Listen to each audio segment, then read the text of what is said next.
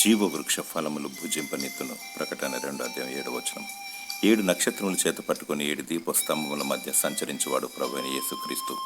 ఆయన నమ్మకమైన సాక్షి, మృతులలో నుండి ఆది సంభూతుడుగా లేచినవాడు, భూపతులకు అధిపతి, అల్ఫా ఒమేగ, వర్తమాన భూత భవిష్యత్ కాలంలో ఉండువాడు, సజీవుడైన వాడు. 7 నక్షత్రములు 7 దీపస్తంభములు అనగా 7 దూతలు మరియు 7 సంఘములు అని అర్థం.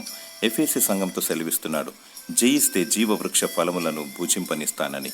నీవు క్రీస్తు కలిగిన మనసును కలిగి, నీతి క్రియలు కలిగి దేవుని కొరకు కష్టపడాలి. సహనముతో దేవునికి మహిమకరంగా బ్రతకాలి. ఆత్మఫలము కలిగి నీవు చేయు ప్రతి పనిని ప్రేమతో చేయాలి. దేవుని ప్రేమించాలి, సాటి మానవుని కూడా ప్రేమించాలి.